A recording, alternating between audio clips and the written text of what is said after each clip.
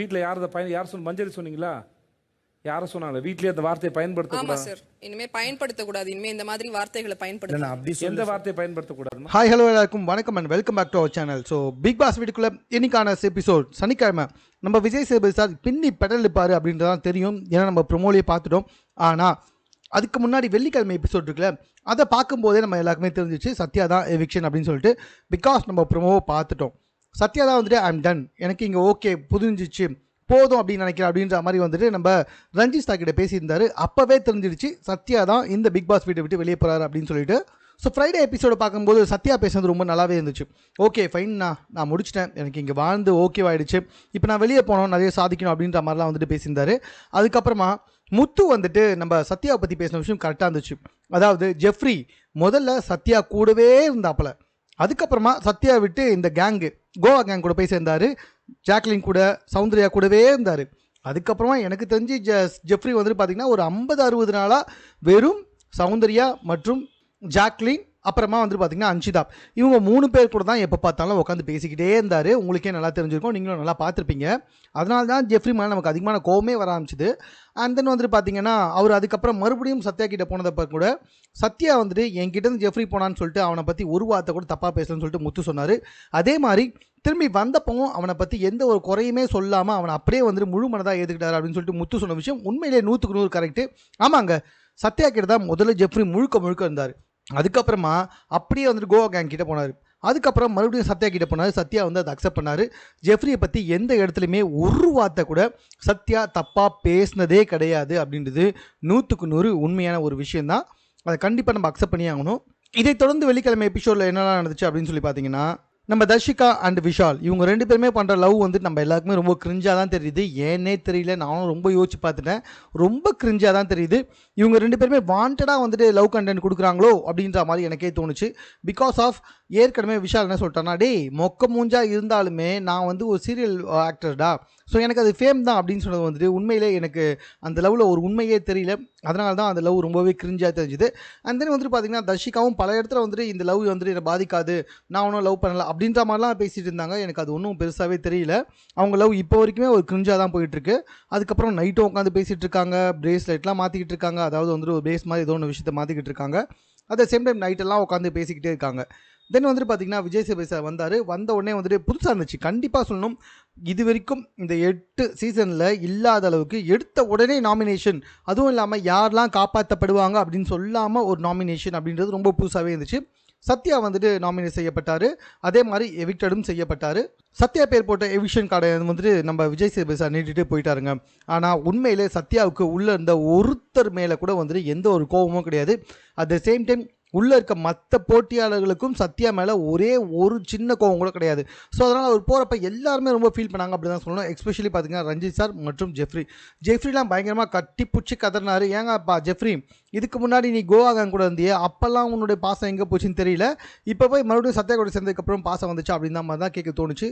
ஆனால் உண்மையிலே ஜெஃப்ரியுமே வந்துட்டு கொஞ்சம் அளவுக்கு அதிகமாக வந்துட்டு எமோஷனல் ஆகிட்டார் அப்படின்ற மாதிரி தான் தெரிஞ்சுது. ஜெஃப்ரி பயங்கரமாக வந்துட்டு சோகமாயிட்டார். சத்யா எல்லாருக்கிட்டுமே ரொம்ப ஜாலியாக ஹாப்பியாக வந்துட்டு டாட்டா பாய் பாய் சொல்லுவாங்கள்ல, அந்த மாதிரி ரொம்ப ஹாப்பியான மூமெண்ட்டில் தான் டாட்டா பாய் பாய் சொல்லிட்டு போனார். ரொம்பவே பார்க்கறதுக்கு எனர்ஜெட்டிக்காகவும் ரொம்ப நல்லாவும் இருந்துச்சு. சத்யாவுக்கு அவங்க கொடுத்த வந்துட்டு சென்ட் ஆஃப் இருக்குல்ல, அதுவுமே ரொம்ப நல்லா இருந்துச்சு. அந்த புல்லப்ஸ் எடுக்கிறது, 10 புல்லப்ஸ் எடுத்து சத்யாவை அமுச்சு வச்சது பார்க்கறதுக்கு ரொம்ப நல்லா இருந்துச்சு. எல்லாருமே சத்யாவை முழு மனசோட முழு நிறைவோட சத்யாவை வந்துட்டு வெளியே அனுப்புனாங்க அப்படின்ற மாதிரி தான் வந்துட்டு சொல்லணும். ஆனால் ரஞ்சித் சாரை வெளியே அனுப்பியிருக்கலாம், எதுக்கடா சத்யா வெளியே அனுப்பினீங்க அப்படின்னு தான் தோணுச்சு. ஏன்னா ரஞ்சித் சார் நாமினேட் பண்ணுங்கடா, அதிக அளவான பேர் ரஞ்சித் சார் நாமினேட் பண்ணிங்கன்னா அவர் வெளியே வரதுக்கு வாய்ப்பு இருக்குது. ஆனால் இவங்க ஃபுல் அண்ட் ஃபுல் பார்த்தீங்கன்னா சத்யாவை நாமினேட் பண்ணிருக்கீங்க. ரஞ்சித் சார் பச்சையாக நடிக்கிறான்றது நம்ம எல்லாருக்கும் நல்லாவே தெரியும், உள்ளே இருக்கவங்களுக்கும் நல்லா தெரியும். ஆனால் ஏன் ரஞ்சித் சார் வெளியே போக மாட்டார் அப்படின்னு தான் ஒரு மிகப்பெரிய கேள்வியாகவே வந்துகிட்டு இருக்கு. ஸோ ரஞ்சித் சார் போயிருந்தால் ரொம்ப நல்லா இருந்திருக்கும் அப்படின்னு நான் ஃபீல் பண்ணேன். ஸோ சத்யா வெளியே வந்தார், அவருடைய வீடியோலாம் பார்த்தாரு, எல்லாருக்குமே வந்துட்டு ஒரு காமனான ஒரு ஹாய் பாய் அப்படின்ற மாதிரி சொல்லிட்டு வெளியே போனாங்க தான் எனக்கு தெரிஞ்சுது. அது மட்டும் இல்லை, அவர் வெளியே போகிறப்ப எனக்கான ஏதோ ஒரு விஷயம் வெளியே இருக்குது அப்படின்னு நான் ஃபீல் பண்ணுறேன் அப்படின்ற மாதிரி தான் விஜய் சேதுபதி சார் சொன்னார். ஆனால் விஜய் சேதுபதி சார் என்ன பண்ணிட்டார்னா, இல்லை இதனால் வந்துட்டு பல பேர் இந்த வாய்ப்புக்காக காத்துட்ருக்காங்க, நீ வெளியே ரொம்ப சந்தோஷமாக வந்துருக்கக்கூடாது, ஸோ அப்படி வந்தீங்கன்னா அதுக்கான காரணம் என்னன்னு சொன்னப்போ சத்யா தான் சொன்னார், எனக்கான ஏதோ ஒரு விஷயம் வெளியே இருக்குது அப்படின்னு நான் நம்புகிறேன், அதனால தான் நான் வெளியே ரொம்ப கான்ஃபிடென்ட்டாக இருந்தேன் அப்படின்ற மாதிரி வந்துட்டு சொன்னார். விஜய் சேதுபதி சார் 10 பேரை வந்துட்டு ரெக்கமெண்ட் பண்ணியிருக்கலாம். ஆனால் அந்த 10 பேரையுமே வந்துட்டு விஜய் டிவி செலக்ட் பண்ணவே இல்லையா. இதுதான் வந்துட்டு ரொம்ப பெரிய ஒரு ஷாக்கிங்காக இருக்குது. எனக்கு தெரிஞ்சு விஜய் சேதுபதி சார் யாருமே ரெக்கமெண்ட்லாம் பண்ணியிருக்க வாய்ப்பே கிடையாது. பட் பண்ணேன்னு சொல்கிறாரு.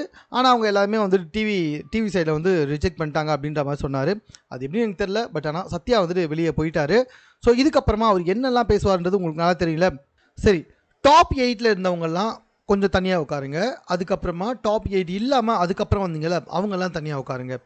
தகுதி அடிப்படையில் இந்த டாப் 8 இருந்தாங்கல்ல அவங்கள யார் அந்த டாப் 8 இல்லை, அதாவது தகுதி இல்லை அப்படின்னு நீங்கள் நினைக்கிறீங்க அப்படின்னு சொல்லிட்டு இல்லாதவங்கள பார்த்து கேட்டாங்க. ஸோ அதுக்கு நிறைய பேர் சொன்ன ஒரே காரணம் யார் யார் அப்படின்னு சொல்லி பார்த்தீங்கன்னா, ஒன்று நம்ம சௌந்தர்யா, இன்னொன்று தர்ஷிகா. இவங்க 2 பேரை வந்துட்டு சொன்னாங்க. தர்ஷிகா வந்துட்டு டாப் 8 இருக்க தகுதி இல்லை, ஏன்னா அவங்க முதல் 3 வாரத்தில் இருந்தாங்க. தென் அதுக்கப்புறமா எதுவுமே இல்லை.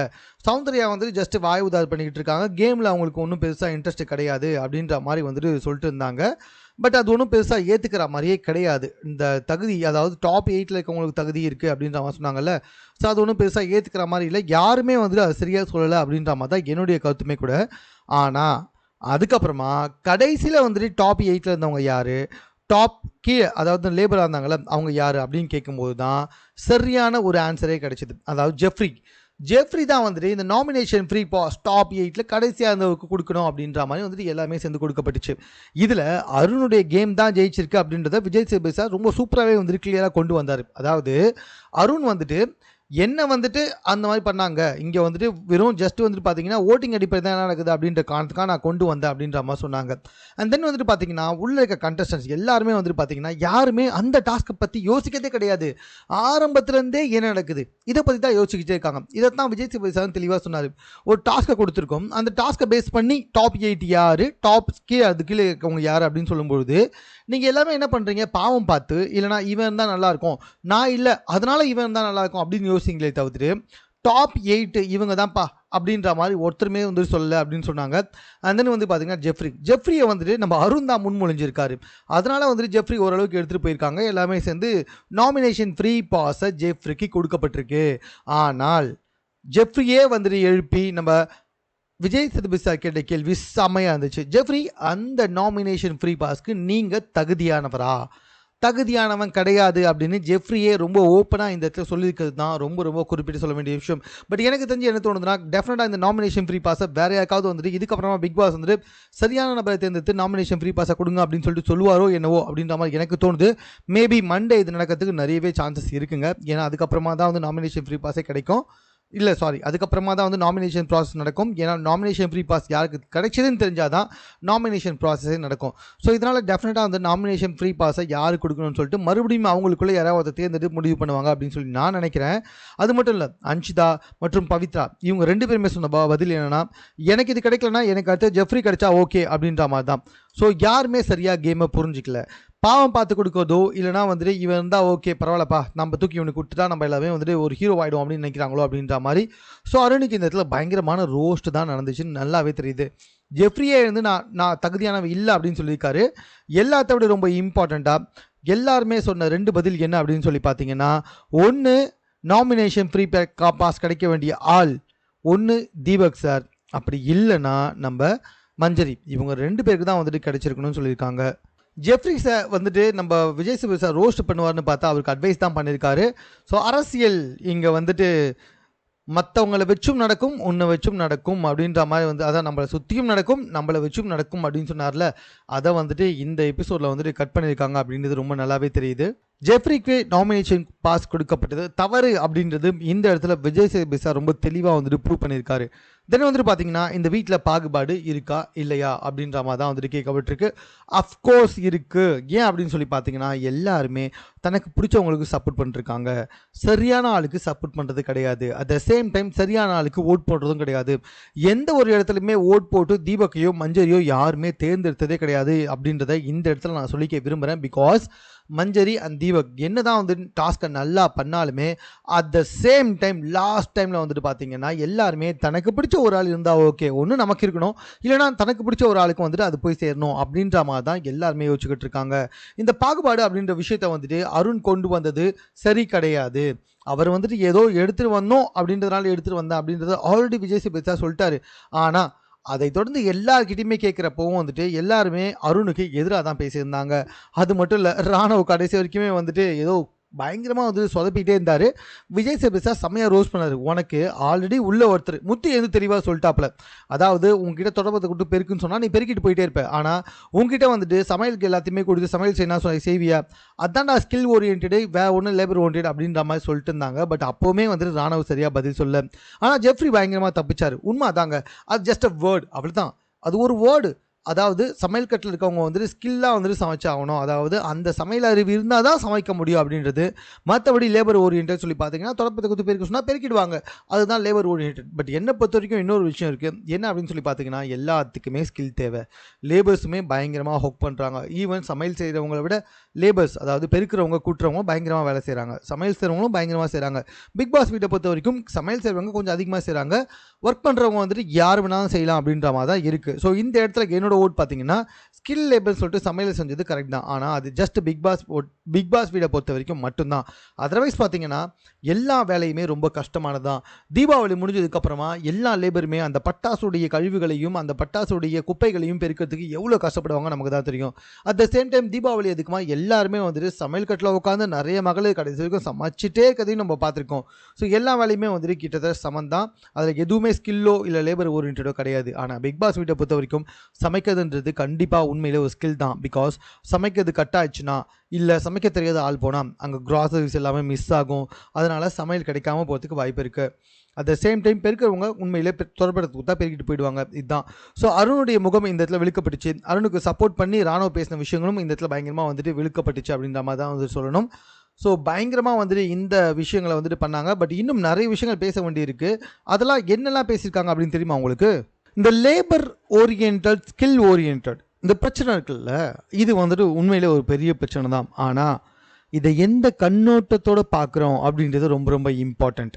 அதாவது நம்ம அருண் இருக்கார்ல, நீங்கள் லேபர் ஓரியன்டை எதுக்காக தப்பாக பார்க்குறீங்க அப்படின்ற மாதிரி விஜய் சேதுபதி சார் அருண் கிட்ட கேட்குறப்ப அருண் வந்துட்டு நிறைய ட்ரை பண்ணுறாரு. ஆக்சுவலாக அவருடைய மேபி அவருடைய இன்டென்ஷன் அதுவாக கூட இருக்கலாம். ஆனால் அவருடைய இன்டென்ஷன் ஒன்று தான். எனக்கு தெரிஞ்சு நான் ஒன்றே ஒன்று சொல்கிறேன். அருணுடைய இன்டென்ஷனை பொறுத்த வரைக்கும் இந்த ஒரு வார்த்தையை எடுத்துக்கிட்டு நம்ம வந்து கொஞ்சம் அழகாக வந்துட்டு நம்ம ஹீரோவாக வந்துட்டு காட்ட ட்ரை பண்ணிக்கலாம் அப்படின்ற மாதிரி ட்ரை பண்ணிட்டாரே தவிர்த்துட்டு அவர் மனசுலையுமே பெருசாக தப்பாக இருக்க மாதிரிலாம் தெரியல. அவருமே என்ன சொல்கிறாருன்னா, சார் இந்த பிக் பாஸ் வீட்டு உள்ள பொறுத்தவரைக்கும் நம்ம வீடு லேபரு ஸ்கில்டு அப்படின்னு பிரிக்க வேண்டாம் அப்படின்ற மாதிரி தான் வந்துட்டு அவர் சொல்ல வராரு. விஜய் சேதுபதி சாரும் ரொம்ப அழகாக சொன்னார், லேபர் ஓரியன்ட் அப்படின்றது வந்து ஒன்றும் தப்பு கிடையாது.